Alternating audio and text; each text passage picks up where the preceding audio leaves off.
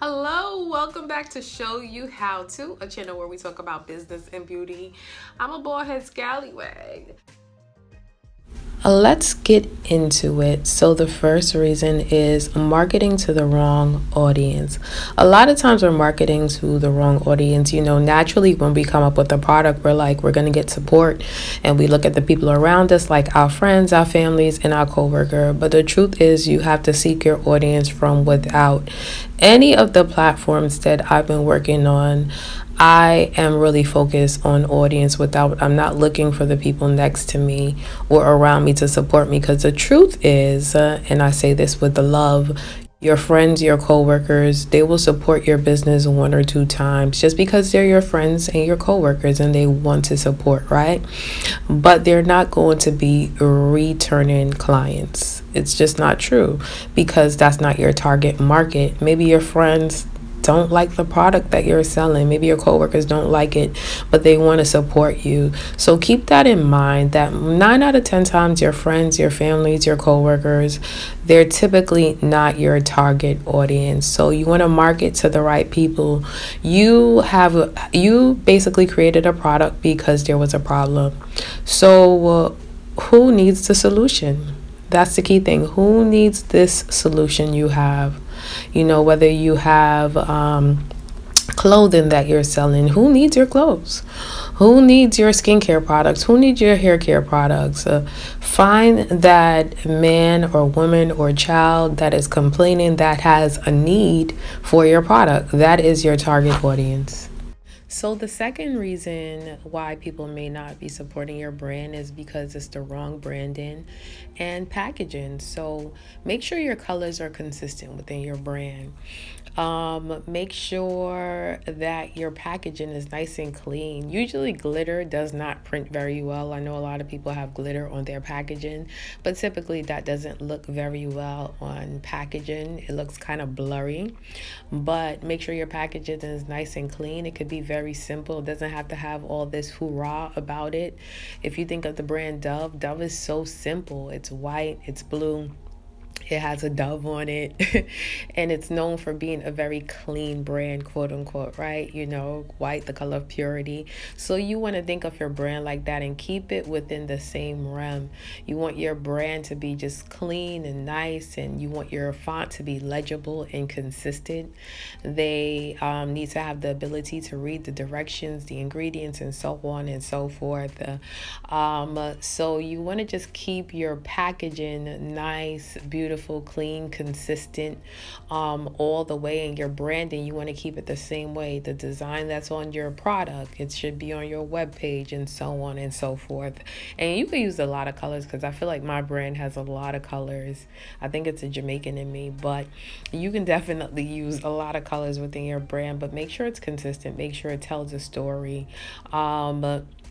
You want to keep it really good. You can have a really great product, but then the outside is not appealing to your audience. So even though the product inside is good, no one will even look at your brand because the packaging is not appealing. It's not attractive, right? You ever saw food and the food just looks so disgusting? You're like, ew, I'm not gonna eat this. And that food may taste good. It may taste really, really good, but because it looks disgusting, you're not going to try it. And think of your brand that way. If it doesn't look appealing on the outside, if people don't gravitate towards it, then you may want to rebrand. So that's something just to think about, working on your brand and make sure it's consistent on all platforms. So the last and final reason why people may not be supporting your brand is because of lack of connectivity. You have to connect with your audience. I came up with a good analogy. Think of your audience as that friend. Everyone got that one friend, the one friend that you literally talk to every day. And it doesn't mean on the phone. You text them every day, you check on them every day, they check on you, XYZ. That is how you should connect with your audience. You should be communicating with your audience on all levels, whether it's posting, whether it's going live, whether it's a story, whatever it may be. People do not buy products, I feel like they buy into people. So you have to show them it's just a different day and age. But when it comes to marketing, people want to be in your business and they want to know about your life. And they want you to communicate with them frequently. You don't want to like overdo it now, like, but you still want to communicate with them like you would communicate with that friend. I have a good friend. I speak with her at least once a day, right? And that's fine. That's the same thing with your audience. This is something that I am learning to do as well, because I'm not a big fan of social media. If you guys all know, I left social media for like a million years. So I'm not a big fan, but it's something that I have to do, right? So you do have to communicate with your audience. You have to build up a community. They have to feel like they know you. People don't buy products. They buy into a brand. They buy into a story. So what story are you telling with your products, right? If you have a skincare line and you have a product that's good for eczema, it's wintertime right now. So that's a perfect product to promote. It is a product for eczema, especially moisturizing, super hydrating, moisturizing lotions. This is what should be promoted, right? So you have to tell them a story, right? Tell them a story of how you solved a problem with your product.